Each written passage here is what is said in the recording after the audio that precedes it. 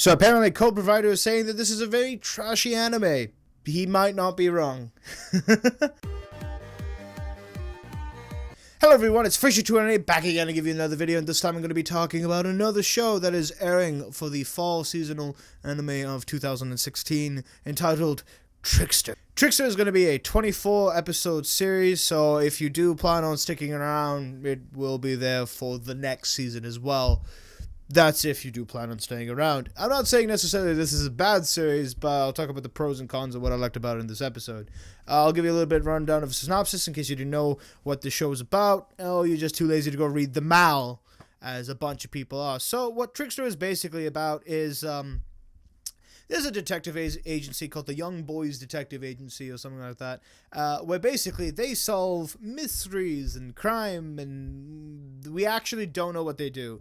They kind of gave information to the police from what I saw in the episode, but at the same time, they kind of go about doing their own thing and rescuing people from burning buildings and stuff, and rescuing people from, like, the first couple of minutes is like some white-haired guy. So the first couple of minutes, we get introduced to a character named Kobayashi, who's just like white, silver hair, white kid.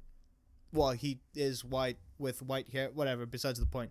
And he's narrating that basically ever since people have dug graves, there's always been the concept of death, and it's this very serious and brooding thing, and there's this girl getting kidnapped and stuff. I'm like, oh my god, what is happening right now? And then he proceeds to plummet and fall, and then starts crying because he tries to take a piece of shard glass and stab it at himself, but he can't do it. He can't die. That's this kid's gimmick, is that he cannot die because of this sort of force field that's around him. It's like this bubble. I want to say it's like a bubble because it is kind of like a bubble, but then later on in the episode you actually see that this bubble can expand like fucking whips. So imagine Mob Psycho 100, the bit where I believe it's, episode 10. Episode 10 or 9, somewhere around there, where one of the psychic users can use his psychic powers and control them and make them into whips. So basically it's like that, where he can control his like bubble and it manifests into like whips. And he could just basically do a bunch of things with it, but for the time being we'll just simply call it a bubble. So it's this magical force field of a bubble that nothing can penetrate in, and if you try to throw something at it, like it's been evident in the episode, if you try to throw something at his bubble, it will cut it in half. So basically nothing can penetrate the kid.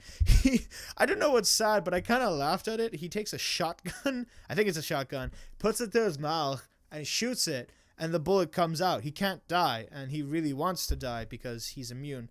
I don't know necessarily how long he's been alive for, that he's had this concept of wanting to die, or does he just have very suicidal thoughts and actually really wants to die? I don't know what he's thinking. I want to say that he's lived long enough to basically say, okay, it's my time to go now, but I don't think that's the case at all.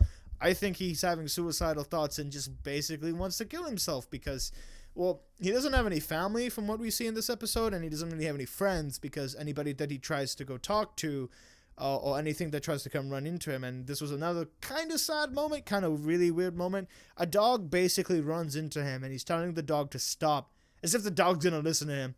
And the dog basically gets sliced, and it's dead. So nothing can touch this kid, and he proceeds to meet a new character that we get introduced to, who saves in the beginning of the episode. He saves this girl from getting kidnapped. His name is Hanasaki, who later in the beginning of the episode he saves the girl from getting kidnapped, and he goes out and he's trying to find this dog that's basically missing. So he goes out trying to find the dog. He sees Kobayashi there. Kobayashi kills the dog. And without even kind of reacting to the dog's death, he does it later on, but I mean much, much later on, he tries to go get that guy. Like his instinct is to go like, that's something I've never seen before, trying to go talk to him, but he proceeds not to do it. Well, the guy jumps down the window of like a 10-story building and proceeds to fall nicely because, again, it's a bubble, right? So it creates like this pocket that when he goes to land, it just stops him mid-air and then gently puts him down, and then he proceeds to walk off and stuff like that. So anyways, that's those two specific characters. Then we get introduced to like the villain of the show. He's the Fiend with 10 or 20 faces.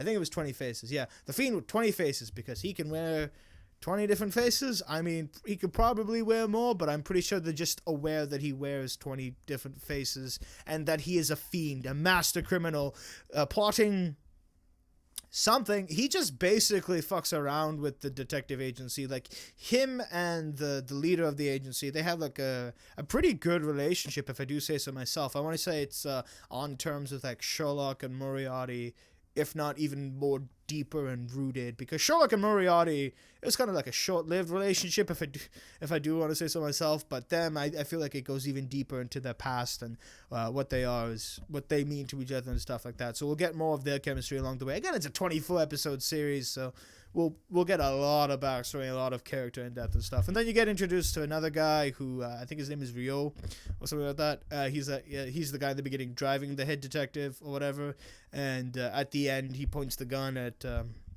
Kobayashi over there, and Kobayashi slashes it, basically pushes him away and proceeds to cry, and then he walks away and stuff. And then you get introduced to like this cute girl. So there's a bunch of characters that get introduced. So like you have that, and they all have kind of like gimmicks, right? You have the old perverted guy who's the head of the agency. You have like this strict, no sense kind of guy who's very protective of his comrades. Then you have like this cute and ditzy kind of wacky girl who can control an owl and basically is the master hacker. Then you get introduced to Hanasaki, who is basically like this very caring individual. Like, he's like, if I had to pin him down as a character, I'd say he's like Suzaku Kururugi from Code Geass, if I do, in terms of kind of looks and character type as well. Kind of very caring of other people, not wanting people to get hurt and stuff like that. Genuinely a really good guy overall, is what I'm trying to say. And then you have Kobayashi, who is this mysterious guy who I can already kind of maybe predict his backstory. Let's see. His friends died when he tried to touch him, and his family died when he tried to touch him, or maybe he's a lab accident gone rogue, something like that. I don't know, some generic backstory. Something about maybe a close one that tried to touch him, and then, of course, the bubble sliced them in half, and he's forever alone. That meme.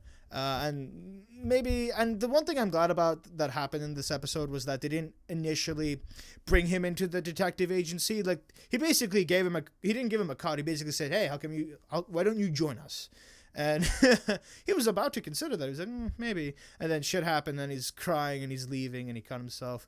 Another thing that I did like about this is that it's definitely sort of like this fast-paced show. I didn't felt bored watching it, which means that I did enjoy watching this episode, so I didn't think it's that bad of an episode, code provider. But it might turn out to be a little bit worse along the way. But as of right now, first impressions of the first episode is actually pretty good. I will continue watching it, and I will continue making more videos about it. One thing that was a little bit of a downside, or maybe I'm just confused about how it works. So you know how I told you that he has a bubble, right? And anything that tries to get into it basically gets kind of cut down in half.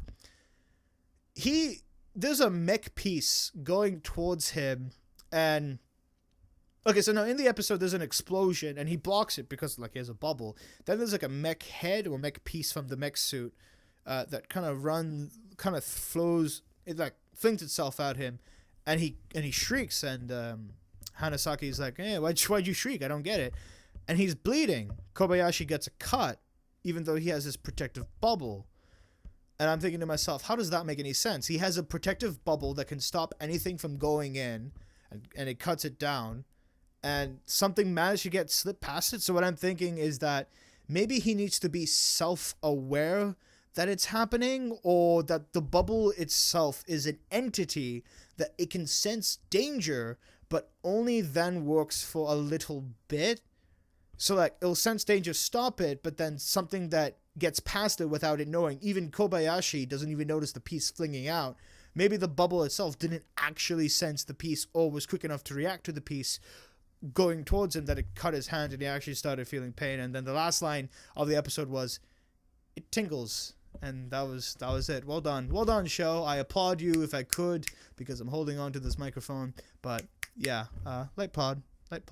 Well done for saying that line at the end of an episode. One thing I will say is that the opening was really good. Like, I really do enjoy the song, although it's a generic, I'm gonna put my hand towards the sun kind of thing, or we're gonna take things from Tokyo Ghoul opening one, or any opening where it involves like a like a river, a sea of water, and he's just like lying down, and then there's cherry blossoms coming down, just like a generic thing. It's like, it's symbolic, you know what it means, we've all seen it before kind of thing. But other than that, though, that's my first impressions for Trickster episode 1. I didn't think it was that bad. It definitely kept me entertained, and I can't wait to see more episodes. So let me know in the comment section down below if you are planning on watching the show, if you are watching the show, and why. And if you're not watching the show, give me your reasons why you don't want to watch the show. Maybe you're too busy watching all the other great shows that's coming out this season that I will be talking about. If you stay subscribed to me, you will be getting updates as such. Anyways, I have been your host, Frazier2098. Like this video if you like what I was talking about. Subscribe if you want to see more, and I will see you in the next one. Click here to click on the previous video, and click here for a surprise video that will take you to a video you probably haven't seen on my channel. Or maybe you have. Or maybe you haven't seen it on my second channel either. Also, link in the description below as well to my second channel. And I will see you guys in the next one. I think I said goodbye twice. That's what I usually do in videos. Anyways, goodbye for a third time. Bye.